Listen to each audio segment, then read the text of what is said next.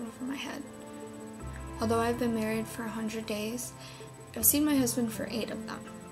You see, Aaron is a United States Marine deployed to Iraq.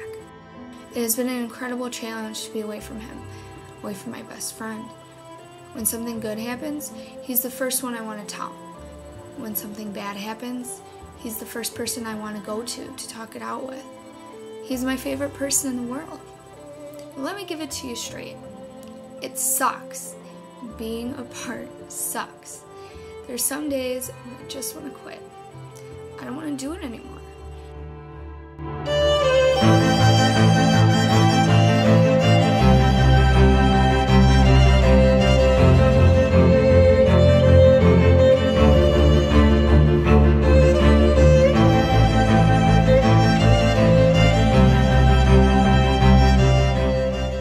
Did you spell it right?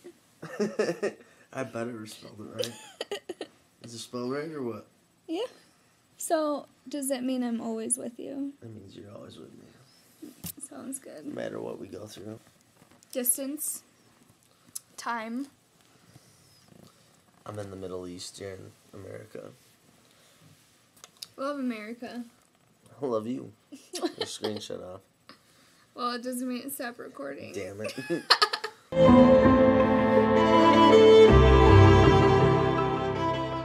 I believe adversity makes us stronger. I mean, I try to look at it positively because any other way would just drive me insane, but there aren't a whole lot of positives to choose from. I suppose it'll make us stronger because if we can get through this, we can get through anything. It's just hard to look on the bright side when the love of my life has been taken away from me. What's the thing that makes time go by the fastest for you? Being busy, pretty much. It's just working constantly. It makes time go by really quick. Or we play pranks on people and shit like that. Or what has someone done to you? Nothing really. I'm like the one that instigates all of it. You're the ringleader? Gets other people to do it. Besides this one time. But we're not going to talk about this one time. The best thing to do is to stay busy. Fortunately, between school, my sorority, and 2 jobs, I am very busy. But I can't help it. Everything I do from here on out, I always relate it back to Aaron. Communication helps, but you can never get enough. I talk to him about once a week on the phone. I know if he were in the States, it'd be more like 5 times a day. So that has been quite an adjustment. We try to video chat on Skype occasionally, but it's aggravating because the screen always freezes. What, babe? Days before... Hey. Hey, you like broke, you know? Yeah, you're breaking up too. You said days before you can go home, they'll tell you?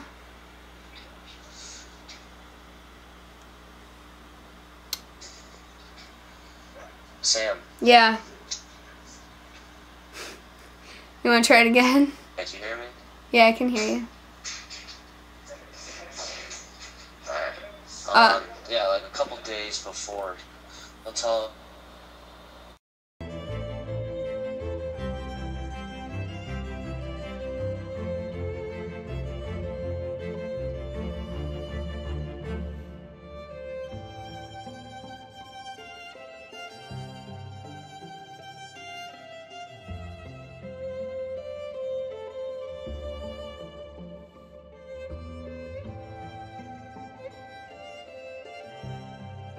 One article I was reading brought up an interesting point. Instant communication creates opportunities for disappointment. I'm constantly checking my email. In fact, I doubt I ever close it. Same thing with Facebook. I don't want to get off because there's a chance that Aaron could spontaneously get the opportunity to sign on. The author had a great analogy. Email during a deployment is like a slot machine. You keep checking because sometimes, randomly, you win. There's no rhyme or reason to it. So why not check every single moment that you possibly can?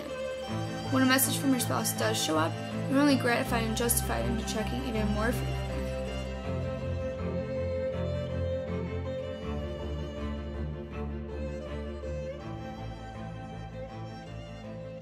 Do Do you feel connected or disconnected from home? Connected, just because of you.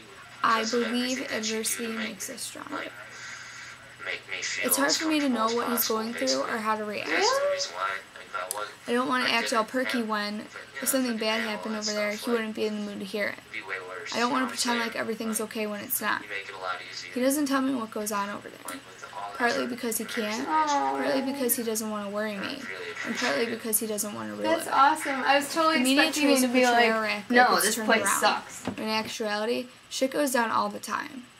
But if I'm sheltered, I don't realize what kind of dangers are over there. So sure, I'm worried, but I just don't know what to be worried about.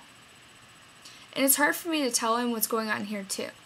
I don't want to worry him with bullshit he can't do anything about. It's like we put on an act. We both pretend like everything's a-okay so the other can relax. I just hate to distract him when his life is on the line. And what about when he comes back?